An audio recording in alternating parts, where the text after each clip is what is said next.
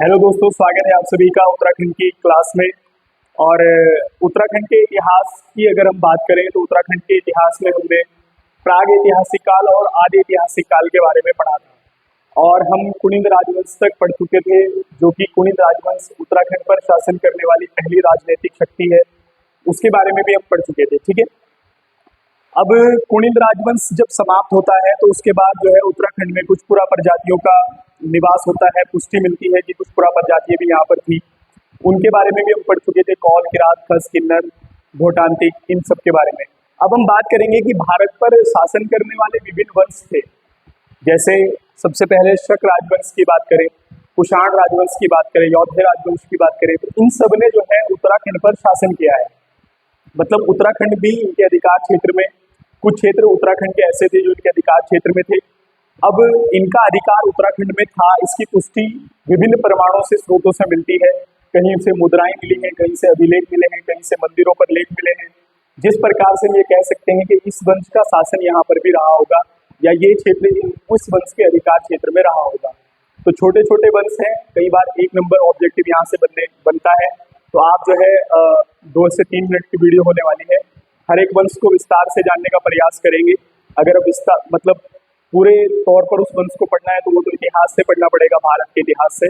लेकिन उत्तराखंड में इसका क्या संबंध रहा है, इसके बारे में हम बात करेंगे। ठीक है, तो शुरुआत करते हैं सबसे पहले उत्तराखंड में शक राजवंश की। उत्तराखंड में शक राजवंश की बात करें तो इसके जो स्रोत हैं हमारे यहाँ, इसके बारे में जो पता चलता है वो 2 महत्वपूर्ण स्रोत हैं। एक, कुमाऊं में प्रचलित शक संवत। शक संवत सब समझते हैं आप, ठीक है ना। शक संवत की शुरुआत 78 ईस्वी में हुई थी, विक्रम संवत 58 ईस्वी, कोलन संवत 825 ईस्वी। तो ये सब संवत है, ठीक है ना। तो उत्तराखंड कुमाऊं में प्रचलित शक संवत और सूर्य मंदिरों की उपस्थिति, जैसे मैंने आपको कटारमल का सूर्य मंदिर बताया था, ठीक है ना। विभिन्न सूर्य मंदिर उत्तराखंड में पाए जाते हैं। तो प्रसिद्ध सूर्य मंदिर, उपस्थिति इनकी, और कुमाऊं में प्रचलित शक संवत शकों के निवास की पुष्टि करता है। और ये भी आपको पता होना चाहिए कि इन्होंने बौद्ध धर्म का प्रचार और प्रसार भी किया था, ठीक है ना।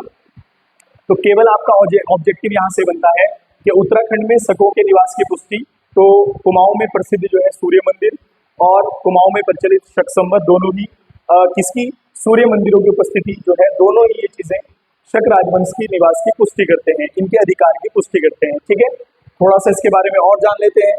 इतिहासकारों के अनुसार जो है, जो शक थे वो स्किथी कबीले के लोग थे और इनकी भाषा ईरानी थी और इनका धर्म जो है वो बौद्ध था।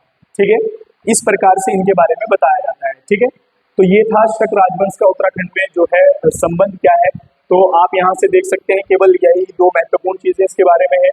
शकों के निवास की पुष्टि, कुमाऊं में प्रसिद्ध सूर्य मंदिर, उपस्थित सूर्य मंदिर और प्रचलित शक संवत, दोनों ही जो है शक राजवंश के निवास की पुष्टि करते हैं। ठीक है, अब हम इसके बाद पढ़ेंगे कुषाण राजवंश, जिसकी हमें मुद्राएं उत्तराखंड से मिली हैं और जो है वो पेपर में पूछता भी है वहां से। ठीक है, धन्यवाद।